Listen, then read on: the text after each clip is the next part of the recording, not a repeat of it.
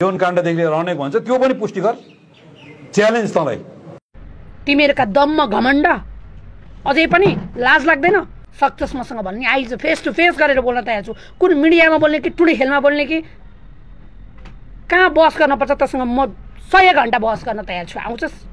हिम्मत छ तेरो? घुसखोरी, दलाली, भ्रष्टाचारी र मलाई नाइट ड्रेसमा सडकमा छोडेको दिन याद गर अपराधी, तर पनि छ्याम्मे हुने छैन। अहिले मलाई 85 पुगेको छ, यसको मूल्य धेरै ठुलो चुकाउन पर्नेछ। यदि म सेतो कपडाको टुक्रा र एकमुठी माटो बोकेर हिँडेको छोरी हो, मलाई मतलब छैन मेरो मृत्युसँग, तर म मरे पनि मेरो आत्माले भने कानुनी दायरा छोड्ने छैन, कानुनमा कठाघरमा उभ्याउने नै छ यसलाई। अरूलाई गर्दाखेरि ठुल्ठुला कुरा गर्दै हिँड्ने आफ्ना मुद्दाहरू कसरी बसिरहेका छन् भने त्यसले सोचेको छैन अझैसम्म पनि। कहिले रवि लामिछानेलाई, कहिले बालेनलाई, कहिले सुशीलालाई, कहिले कसैलाई क्वेसन मार्क गर्नेले तँलाई 4वटा औँलाले देखाइरहेको छ। तँलाई म चुनौती दिन्छु यति कुरामा। सायद म मर्न तयार भएर हिँडेको छोरी हुँ। म मरेँ भने तँलाई एउटा मुद्दा थपिन्छ, जुन आत्महत्या दुरोत्सनको मुद्दा थपेला, तैँले ज्यान माराको मुद्दा थपेला, तैँले मारिस् भने। तँलाई मलाई जसरी तडपाई 2 वर्ष राखिस् त्यसको मूल्य धेरै ठुलो पर्नेछ, धेरै ठुलो भार पर्नेछ। 100औं प्रमाणका दस्तावेज धेरै मान्छेले देखिसकेका छन्, धेरै मान्छेले बुझिसकेका छन्। हिजो त केपी सरकारलाई मैले धेरै चित्कार गरेँ, केपी ओलीलाई मैले धेरै चित्कार गरेँ, धेरै भने। आज देखेनन् ती छोरीका आँसु, त्यसका रगत। मैले भाँचेका खुट्टा पठाउँदा पनि तिनले उनलाई नै जोगाएर राखेका थिए। आज उनलाई जोगाउने मान्छे भएन। यो कुरा हेक्का होस्। बल्ल बुझ्यो होला शोभाको चित्कार तिमीहरूले। हरेक दिन भनेको छु नेकपा एमाले पत्ता साफ हुन्छ। अब आउने चुनावमा टर्च बालेर खोज्ने गर्नुपर्छ ज्यानजी पुस्ता र हरेक नयाँ पुस्ताहरूलाई म भन्न चाहन्छु, यिनीहरू कुन मुख लिएर अब देखाउन आउँछन्? साना साना भाइ बहिनीहरूको रगतमा होली खेलेका छन्। ती बहिनीहरूका भाइहरूका आँखाको आँसु म कहिले देख्न सक्दिनँ। ती परिवारको आँखाको आँसुले मलाई के बनाइरहेको छ भन्ने कुरा मलाई मात्रै थाहा छ। जुन मेरो रगतको खोलामा यिनीहरूले होली खेले, जसरी मलाई मार्ने प्रयास गरे, आज म बाँचेर पनि बोलिरहेको छु। ती भाइ बहिनी पनि बोल्न पाएको भए कसले हानेको भन्नुहुन्थ्यो होला। हरेक महिला, 3 करोड महिलाको यो आवाज हो, मेरो मात्रै आवाज होइन। 3 करोड जनताको आवाज हो। आपा आकाश ढाक्ने नारी हो। नारी सरस्वती पनि हुन्, काली पनि हुन्, राक्षस पनि हुन्। यति कुरा बुझे हुन्छ। नारीको श्राप यति लाग्छ तिमीहरूलाई, कल्पना पनि नगर। म लड्न सक्छु अपराधीसँग। 2 वर्ष भयो म सडकमा लड्दै पढ्दै आइरहेको। मैले शराब दिएको थिएँ यिनीहरूलाई। हरेक चोटि यिनीहरूलाई मैले हरेक मेरो आँसुको थोपा थोपामा यिनीहरूलाई मैले श्राप दिइरहेको थिएँ। यिनीहरूलाई थाहा छैन यो कुरा। अरे नारीको जहाँ अपमान हुन्छ नि त्यो इतिहास समाप्त भएको छ। राम वनवास गएका छन्।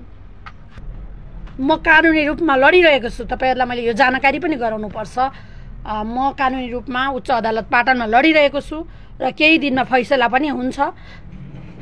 अब छिटै फैसला हुन्छ र कानुनी दायरामा आउँछ भन्ने मलाई पूर्ण विश्वास छ।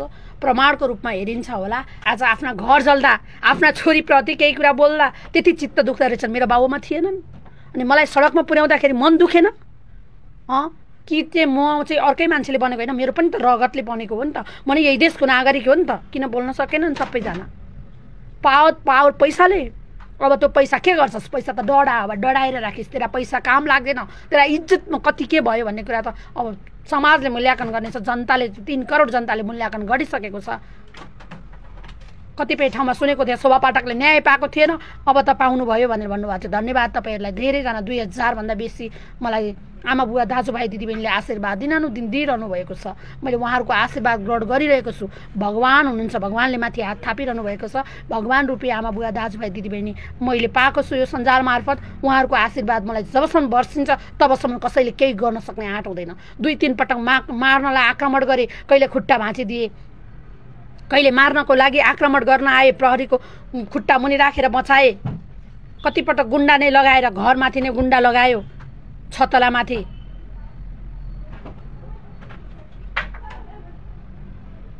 तर पनि भगवानले मलाई बचाइरहेको छ, किनकि तपाईहरू भगवान रूपी बनेर आउनुभएको छ। हजुरहरूको आशीर्वाद मलाई छ। त्यसैले म अपराधीलाई छोड्ने छैन। मेरो एकमुठी सास रहेसम्म लड्छु र यो जनतालाई भन्छु, यहाँ आमा बुवाहरूलाई देखाउँछु अपराधीको हो के गरेको थियो भनेर। धेरै प्रमाणहरू छताछुल्ल भइसकेको छ। सबजना भन्नुहुन्छ ओ माई गड टु मच प्रमाण छ तपाईँको, यत्रो हुँदा नि तपाईँले न्याय पाउनु भएन भन्छन्। पद थियो नि त हजुर, हिजो पावर थियो नि त, ओलीको शासन थियो, ओली बाउ थियो नि त। प्रमाण त डोएर मुनि हाले सबै प्रहरीहरूले पनि।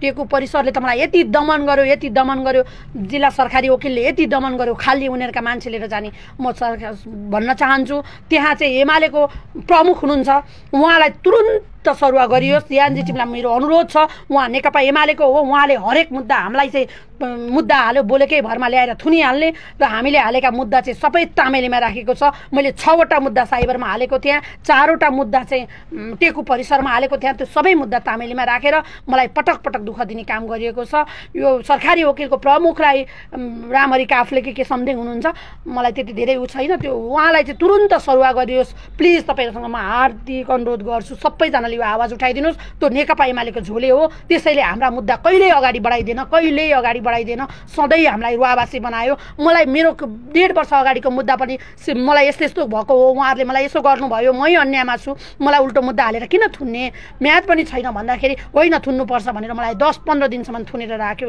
सेकेन्डचोटि पनि। तर अदालतले मलाई सफाई दियो, खारेज गरिदियो, किनकि हद म्यादै नभएको मुद्दाहरू मलाई त्यस्तो गरेर फसाइएको थियो। आज मैले साइबरमा मुद्दा हालेको छु, साइबर उसमा आएर सामाजिक सञ्जालमा आएर भालु फलानुको स्वाख्नी फलानो भनेर नामै किटान गरेको त्यो व्यक्ति आज ठाडो शिर गरेर हिँड्दैछ। अझै पनि म माथि गर्ने जघन्य अपराध फौजदारी अभियुक्त आज बुक ठाडो पारेर बोल्दैछ। त्यो मुद्दामा उच्च अदालतमा रिटमा लड्दैछु। किन थाहा छ मलाई टेकु परिसर र सरकारी वकिलले गर्दाखेरि मेरो मुद्दा अगाडि नबढाएर मलाई कानुनसम्म जान नदिएर आज म त्यो पीडा 2 वर्षदेखि खेपिरहेको छु।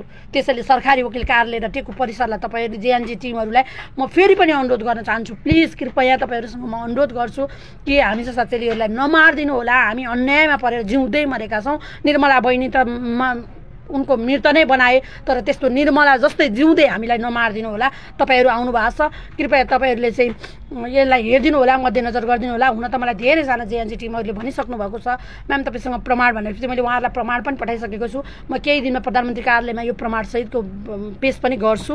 मलाई यति गरेर चाहिँ सरकारी वकिल र उसले चाहिँ मलाई यस्तो गरेछ भनेर मानव अधिकारदेखि सबै ठाउँमा मैले फेरि पनि मुद्दा जाहेर गर्न जाँदैछु र मुद्दाहरू लेख्दैछु। तपाईँहरूलाई मैले जानकारी गराएँ, उहाँहरू मेरो साथमा हुनुहुन्छ पक्कै पनि, र मुद्दा जाहेर गर्ने दिन तपाईँहरूसँग म सहयोग माग्छु। सबैजना आइदिनु होला, मिडियाको साथीहरूलाई पनि म अनुरोध गर्न चाहन्छु।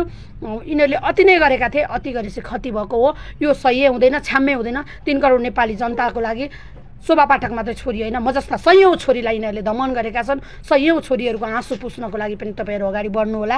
धेरै दिदीबहिनीहरूलाई यिनीहरूले बिगारेका छन्, भत्काएका छन्। यिनीहरूको पार्टीमा ठुलो मान्छे बन्नलाई, यिनीहरूको पार्टीमा केन्द्रीय सदस्य लिनलाई, यिनीहरूको पार्टीमा उ गर्नको लागि यिनीहरूले जे गरे पनि सही दिनुपर्छ। हामीले त्यो सक्दैनौँ। शोभा पाठकले सकेन, त्यसैले गर्दा शोभा पाठक रोडमा आयो।